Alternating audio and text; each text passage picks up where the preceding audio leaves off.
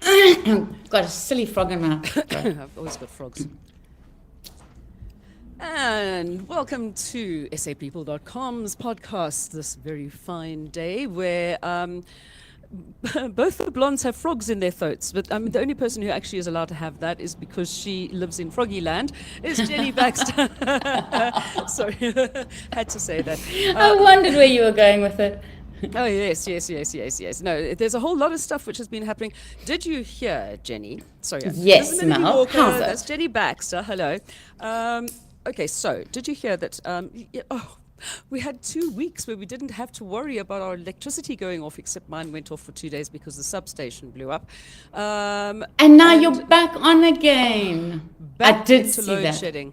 I did see that. And did you see? And did you see Carte Blanche this Sunday on Cape Town Secret and how Cape Town manages? While everybody else has got stage 4, Cape Town only has stage 3. When everybody else has stage 2, Cape Town has nothing. And Carte Blanche went down there and checked it out, and it's Steenbras Dam, the power station there. So, power pump. You need one of those. Can't you do something at the Val? Well, if on, there was Mel. any money and it hadn't all been stolen, I'm sure a lot of stuff could have been put together in South Africa that would have made it a much easier place to live in. But you know what? It's fine. We smile. I see that somebody's been told to pay back the money, and I just keep on hoping that they will keep telling all the people, pay back the money that you stole. So maybe they can actually use that money instead of making flags, actually putting it into things that are really necessary. But anyway, let's not get into politics, but talk about sports instead, because of course it's been really exciting. I mean, the There's Commonwealth been has so really been much. putting lots of stuff up with the Oh, judoka and the swimmers and all of that. So tell me, what is going on there? Well, it all started first with Wednesday's win, Banyana Banyana. I mean, that was amazing. That kind of turns the lights on for South Africa. It doesn't matter if there's load shedding when you've got all these great athletes just lifting South Africa's spirit so much. So congrats to them. And I'm also really, really chuffed to see even President Ramaphosa calling for equal pay for women. And then the Commonwealth has just been amazing. I don't know if you saw Tatiana Schumacher and Lara Fanikak last night. Did you? No, I'm afraid not. No. They came first and second, so that's gold and silver. Yes, I saw the pictures. Yes. Tatiana has been amazing because she was beaten in, but she was the huge hero at Tokyo at the Olympics. But she has come second to Lara last night and to Kayleen Corbett the other day. And both times, nobody could be more supportive of them than her. And she has just said, she said last night, she said it's just a privilege for her. She's still having a bit of a mental challenge coming off the high of Tokyo. But it's just such a privilege to be supporting the other youngsters now and to feel like a senior. And then another teenager like Lara, Peter Kutzer, he says he's focusing, he got bronze last night, he's focusing on the Olympics to get gold there. But he's still done so well. You must have been so happy with the judo with no, they did White Boy. amazingly, That's hey? amazing. Absolutely amazing. And when you read White Boy's story and how she lost her dad and her mum as a domestic worker working so hard, and she says judo saved her, otherwise like her friend she would have turned to drugs and perhaps crime. So she really credits judo, loves the pain because she knows what pain is, unfortunately, but she's doing really well for it. And yeah, Blitzbooker, they got gold. The Blitzbooker are fantastic. I mean, they really are. I think that they save us a lot of the time. Like we all just, nothing's going to stick them down. But going back to the Commonwealth for a moment, don't we have a gymnast or two that This actually was doing at the quite Commonwealth well? that they won. Yeah. Yeah, but also, I mean, with the gymnastics and stuff. I'm Yes, sure that they also- Rosenkratz. Yeah, there's somebody in that field as well, but I can't think of it. I know I saw it. I think in our local knock and drop, because one of the girls that's doing so well gymnastically across the world is actually an ex-Parktown Girls High School girl. So, Oh, of course. Yeah. You know, we keep it close to home, boy. Well, we've got 16 medals altogether now, South Africa. So Yeah. it's pretty cool. 16 Well done. medals already. Well done, South Africans, and well done, our sports people. We're behind you 100%. And it finishes on Monday the 8th of August. And you can watch on Showmax Pro. So if you're in South Africa, you should be watching this because it's truly exciting. I mean, I haven't been able to sleep. I'm up trying to write articles and everything. It's just been amazing. No, it's amazing how sport can bring the country together. I love that. Okay, so what news do you have for expats? Well, we won the cricket series in England, which was fantastic. And David Miller got his 100th one-day international, which is an amazing contribution to South African cricket. Very interesting news for South Africans who live in the US. The Delta, who currently fly from Atlanta to Johannesburg, have announced that from the 18th of December, they're going to be flying direct to Cape Town, which will be really good news for a lot of South African expats. Then, there was something a little sad, but it was probably our most viral post this last week, which was an aunt who wrote an open letter to Cyril Ramaphosa just saying, please, it's enough now, sort out the crime.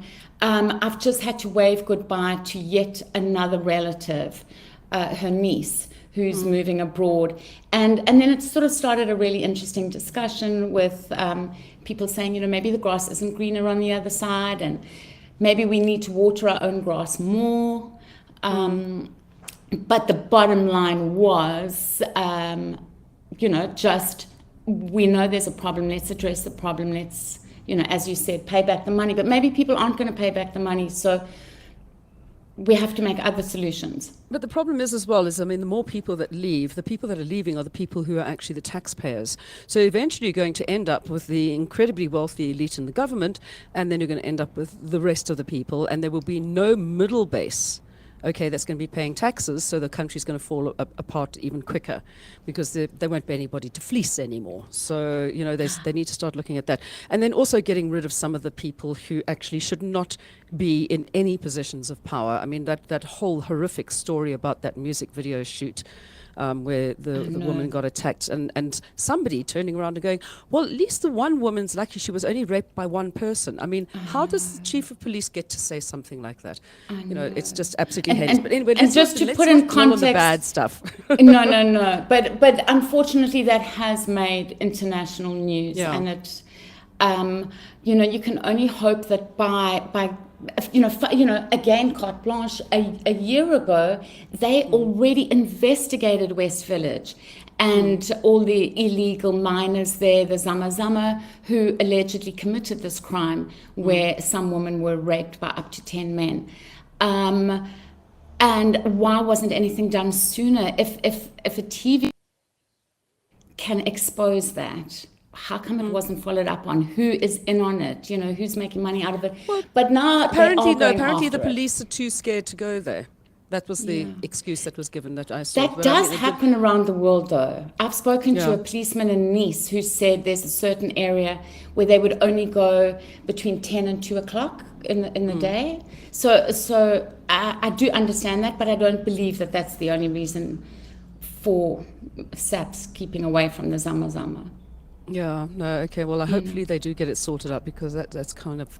And you know what? My mom always used to say to me, rather keep your mouth shut and let people think you're a fool than open it and remove all doubt. I think that a lot of our politicians could actually take that to heart. That's all I'm going to say right now. But anyway, let's get on. I mean, we did you see that picture of? Did you see that picture of Carl Niehaus on a soapbox? on his soapbox. Sorry, if you haven't seen it, people go and have a look and see this picture of Carl. So funny. Because underneath his soapbox are two posters kind of falling off for penis enlargements. Yeah. I thought he was a big enough... I won't say the rest of that particular sentence. But now you were saying about carte blanche, and of course we've got some lovely news coming up, hopefully with carte blanche as well for us. Yeah, so for everyone around the world who wants to stay in touch with carte blanche, and I know particularly for expats in America, we're always getting complaints saying, they can't get Showmax International over there. now anybody will be able to listen to Carte Blanche on their blog, where they kind of focus on some of the key issues from their shows. So yes, the good news is that hopefully, is it next week? Or then is it next week? We will have Derek Watts on the show with us on our blog, on our podcast. Yeah. Oh, sorry. And did I say that about Carte Blanche? I think I kept calling it a blog. It's a podcast. It's fine. We know that you mean a podcast, and I'm sure they'll actually have the transcripts as well. That's how. Yes, I know you're not technologically minded, Jenny. It's fine. We've got your back. It's all good. So keep an eye out for that when it comes to Carte Blanche and a little bit of a crossover with SAPeople. Right, so what news have we got from expats around the world? I know that you get lots of stuff sent in, and I mean, I'm always amazed by the wonderful pictures and the little stories that people put up. And I mean, it does make you feel good. And for people overseas, I'm sure that your heart druk 'n punt when you see these pictures of home. And I saw some lovely pictures of what Clifton and various other beaches down in the Cape looked like before, all of the kind of big buildings came in and everything. So it's quite nice to see that. All the people on Clifton Beach, and with their snorer and all of that kind of stuff. So what's been coming in that you've kind of thought is like really worthwhile, like getting involved and reading about or watching? Well, one of the most exciting things is that Boris Johnson got married, and he had a braai, hey? And he had a braai. Yeah, so really exciting. It's a company called Smoke and Braai in England. And they not only did a braai, they had braai broodjies there, they had boerewors rolls, but it was all made from local meat. Yeah. And some people in England took it a little politically and said it was Boris's way of saying goodbye to Europe and blah, blah, blah. Well, instead of saying, it was just yummy. Vista, baby, like he did, what he should be saying is, ja, it's lekker, nee. Hier kom ek nou. Yeah. And the only pity is that the company itself is not run by a South African. But it's run by an amazing Zimbabwean guy. But it's just our South Africans need to also get our braais out there, which they do actually. There are a lot of places in America where you can get stuff. Well, there was when I lived in London, it was wonderful because across the road in Chiswick, where I was staying, there was a lovely lady who had lived in England for many years, who was originally from Cape Town, Alice Blatchford, or Blatch as she used to be called, and she would go to the South African Emporium, like it was a South African shop down on the Chiswick High Street, and come and throw boerewors at us.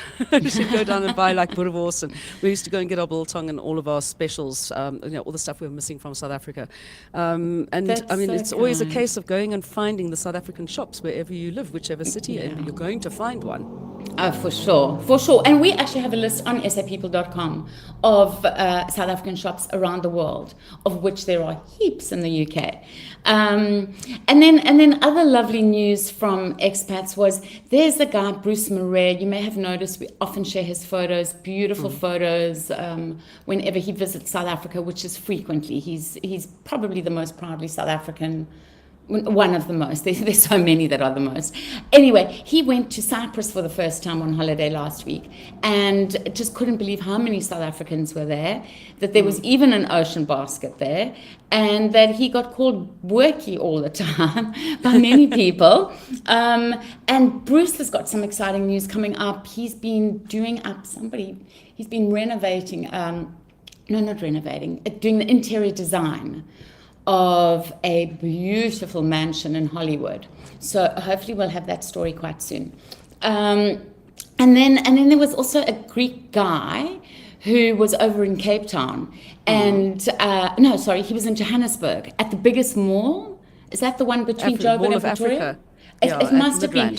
And he couldn't believe it. He said that there were like 5 floors of parking with 500 cars per floor. And they had to go to the 5th floor because it was so full.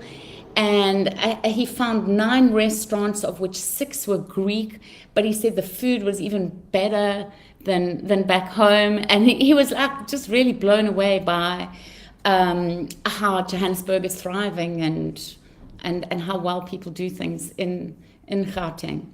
Yeah, except drive. They do not know how to drive. If Oh, I have to go that's through the soapbox again. one more robot where people, sorry, the robots, you haven't heard that for a while, have you? One more robot which has been put out by load shedding, because of course they don't stay on, where people have no idea what to do. It's like during lockdown, they all lost their brains and forgot how to drive. Oh, I tell you what. But I mean, we're doing well on other things. We are. And a young guy from South Africa, from St. Albans, he just went over to LA and not only won the senior, it was a World Championships of Performing Arts 2022. He not only won the senior instrumental grand champion, but he got the overall champion of the entire event. So that's very cool. I think a friend of mine's daughter was actually doing that. She went across, what is it called? It's called the World Championships of Performing Arts 2022. Yes. My friend's daughter, my esthetician's daughter, and I'm just getting the information because she put a whole bunch of stuff up, that she was in LA, and she went and did this whole thing. And I'm just trying to find it there. It was Hot Talent Productions, vocal training as well. There was there's a whole bunch of young South Africans who are actually going overseas, performing against 72 countries, and getting so many wonderful awards and things for winning these things. Sorry, I'm trying South to Africans are like Australians, like they really excel when they, that's the thing about being in a slightly smaller country. You kind of focus more, maybe. Oh, this is called Wacopa, WACOPA, Wacopa, and the South African team went over. Yeah, it's the same thing. Same thing, it's yeah. Okay, so Anastasia was one of the people who did very, very well there as well. So congratulations! Well to done, all of them for doing Anastasia. such amazing stuff. Yeah, I will tell her mom that we think she's great. Okay, so some local good news, of course. Chad Leclose doing such amazing stuff. He did a little bittersweet, as he said. That was his own word for it. He has made history and equaled the 18 medals at the Commonwealth Games. But it was a little sad last night because he was hoping to win another medal, and so that he could be the number one. But no. Oh, yeah, All right. So now I want to say thank you. Thank you to you for posting some of my lovely little daughter's pictures for where she is on a training camp near the Kruger, near Hoedspruit. And so, of course, sandparks are having a wonderful sandparks week coming up as well for all of those who want to go off into the bush. Why are they doing this? It's from the 11th to the 18th of September, 16th of September, although some are extending it into the weekend, so even longer. They do it to try and encourage as many young people and the local community, because it's free for the week. So it's to encourage people to go in, because one of the best ways to conserve our wildlife is to get the local people to care. And to connect with it, because I don't know, you may have also spoken to people who live just outside the Kruger who've never actually been inside, and they found this and they started this annual tradition, which is fantastic. They did also have a little note just saying it's not free accommodation, but yes, your entrance is free. Yeah. But if you want to stay the night, pay. But you can just go for a beautiful day visit. And it's all over South Africa. There's 22 national parks, and most of them are participating. We've got all the details on the site, yeah. And then what's this about a beekeeper? You know how much I love bees. Okay, so there's a beekeeper from Guguletu. Yes, and he says a lot of things that you'll relate to. Vuyo Mioli, he got really depressed. He's an artist, singer, and with the pandemic and everything, and then he got introduced to beekeeping. And he says, people think that gardening is for old people, but actually for your spirit, your soul, to get your hands into that dirt, to grow things is fantastic for the youth. And so he got involved in community gardens, and then he realized there was a lack of bees. They needed the bees to be pollinating and So he he started beekeeping there, and it's mainly to provide free bees to the local community, but he obviously also sells some of the honey. Yes. Well, I preach, brother. I mean, this is what I've been preaching for years and years and years. The bees are fantastic, and I applaud anybody. I've got a friend who lives in Northcliffe who has 3 hives on her property in Northcliffe. So she is actually a proper beekeeper, and I mean that she goes out and helps other people with setting up, and I'm very good friends with all the people in the beekeeping. So if anybody wants to have a bee hive in their property and not one of the ones that where you've got a wild hive where they go, come and they kill all the bees, you know, you can talk to these people. Now, I must just tell you that I see that you've got like the art stuff coming up. Tomorrow night I'm going off to see the Zip Zap Circus. Oh, fantastic! Yes, and I From went Cape a couple Town. of years. Yeah, so I saw them a couple of years ago, and I mean, at first I thought, you know, a circus in a theatre, and it's all kids, and just sitting there and thinking, oh, okay, we'll go along and watch. But I mean, how good is it going to be? Is it going to be like Boswell Wilkie was, where they were absolutely, it got so bad at the Boswell Wilkie. No, I'm not talking about the animals, I'm talking about the actual performance was so bad. Yeah. I was so pleasantly surprised. They were absolutely fantastic when we saw them a few years back, and I'm looking to go and see this again tomorrow night. So I just thought I'd let you know that that's really exciting. Lucky you. Yeah, there's lots coming up on TV for those who can't get out. There is Klein Karoo 2, and this is one that you can watch if you're a South African living abroad as well on Showmax International. It's Afrikaans with English subtitles, and it's about somebody who is forced to reevaluate their life, you know, and take a step back after being left at the altar twice. And so he's in the Klein Karoo. So there's lots of beautiful landscapes. He got left at the altar twice. Sounds like the runaway bride. Yeah, they're all running from him. And then there's a really funny TV series coming up on Showmax, currently on Showmax. I don't know how to pronounce it. Gil? Gil. Can you watch it and tell me how it's pronounced? Okay. Please. And it's meant to be like a cross between The Office and that Afrikaans mockumentary Hotel, which we've spoken about before, which is so funny, kind of Fawlty Towers this. And it's got 9 SAFTers been nominated. Okay. So go for that. Boer soek 'n vrou, I told them that you should be on. Did you tell them it needs to be vrou soek 'n boer? Yeah, and they said, oh, is that Melanie Hartloop? Hartloop, Melanie, yeah, Hartloop. From Treasure Hunt. So that was quite funny. And then the best, yeah, so you'll be, instead of being the runaway bride, you'll be the running to the altar Running bride. towards the altar. No, I don't know if I'd get married again, let's be honest. Yeah. And then some really exciting news just for South Africa in general. A movie we've spoken about before. It's coming out on Friday, the 12th of August, Beast. Please go see it. Please support South Africa. Well, it's not a South African production, but it is because it was shot in South Africa. The whole thing was filmed in South Africa. Yeah. I think there's some footage where you can see Namibia in the background, Northern Cape and Namibia in the same shot. But otherwise, all filmed in South Africa. And lots of local people used for the crew. The clothes designer is a lady from Namibia but who lives in South Africa. So it's all really authentic stuff. Yeah. Venda is spoken in it, and then of course it stars international star Idris Elba.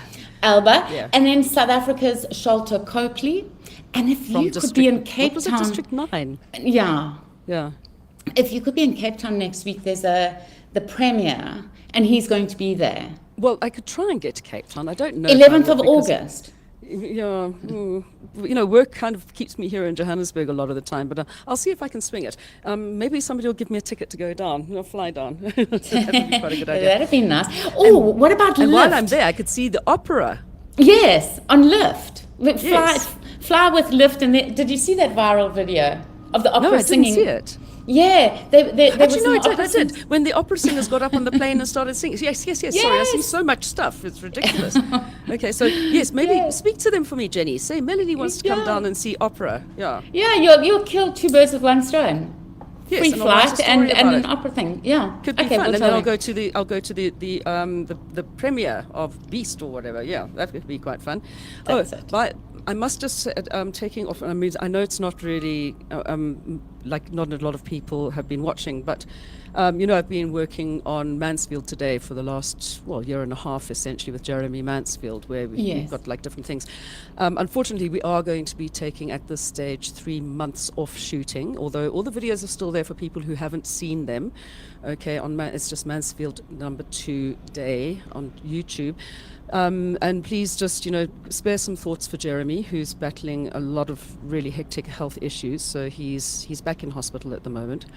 And I'm sorry to I'm hear keeping. that. Yeah, no, I mean, I know so many people love Jeremy Mansfield, and he's Yeah. saying, no, well, you guys keep on doing it. And we're like, no, it's Mansfield today. You need to be there. So we made the Yeah. decision that he and his doctors and us, we made the decision he should take 3 months off. Hopefully we will be back better and bigger and stronger when he's kind of resolved some of the health issues and hope is so. feeling a lot better. And we'll get back again in a few months' time and start bringing some more wonderful content as well. So that was that.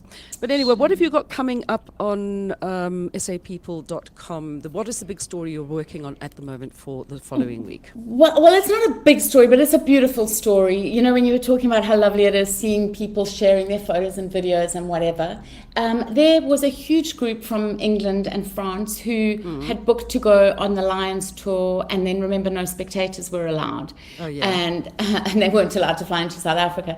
So they've gone now instead on what they are calling Not the Lions tour. And they are having the most spectacular time up at Mpumalanga. Mpumalanga. Yeah. I'm going to have to go and- through, I'm going to have to give you some pronunciation lessons. You've forgotten how to say all these words now. You don't live here anymore. I know, but Mpumalanga. I'm really good at French pronunciation right now. Oh, that's useful. Thanks, Mel. And then through to Shlushlui and everything, Cape Vidal, Durban. Oh, lovely. Now on their way to Cape Town. So we've got some lovely photos, and one of the children is 4 years old and kind of autistic. And we have such a beautiful video of him dancing with the Zulu dancers. It's just amazing how that rhythm and music just connected with him. Yeah. So, so there's some lovely stuff coming up. Oh, and talking about people doing traveling, I know this is off the wall a bit, but I'm very into my geocaching, okay, which is running Yes. around places with a GPS or an app and going and looking for treasures, because I'm a treasure hunter, so of course this just continues. I had to keep on feeding my addiction to finding things. And there was one guy who decided to set himself a task. He lives down near in Durban, or somewhere in Natal. He decided that he would in KwaZulu-Natal. 24 hours, KwaZulu-Natal. He decided that within a 24-hour period, he was going to go and find a geocache in every province in South Africa. Now, that sounds completely crazy, but he'd worked it out, that where some of the provinces meet. So you get there's a place where Gauteng, the Free State, and Mpumalanga actually meet by the Vaal River. So he could go and find a geocache, 3 geocaches which were close to each other. I think he traveled, it was something like 1,700 kilometers, but he did it. He went and he found geocaches in each of the 9 provinces in South Africa, which I thought was amazing. So it's a lovely little story. I should actually send it through to you and get you to chat to him. Please do. It's so cool, so cool. Yeah. I'm like, I wish I could have gone on that with him. But he had like some really, really hectic. It was the day when the blockade happened at Van Riemen's Pass. Remember, it was on that long weekend and people got stuck on Van Riemen's Pass because the truckers had completely blocked it off. Yes. So he had to then find a different way to get around without losing too much time. But I was it wasn't challenging enough. Yeah, as if it wasn't challenging enough. I mean, he had a few curveballs thrown at him, but well done. I'll send you his name. I can't think of his name right now, but I was really amazed by his story. Amazing. So there we have it. Do send stories to us about wonderful things that South African people are doing here in South Africa and, of course, overseas. Jenni would love to hear from you. I love hearing about it through Jenni, of course, but I obviously find most of the information on the Facebook page or on SAPeople.com itself. Jenni, siyabonga kakhulu, nizombona iviki izayo. Do you know what that means? No, thank you very much, and I'll see you again next week. All right. And to the rest of you, please just keep on supporting. We will keep on bringing you up news of what's happening, especially with our little interactions with Carte Blanche, so watch out for that. And have a lovely week, Jen. We'll catch up with you again next week. Thanks, Mel. Bye.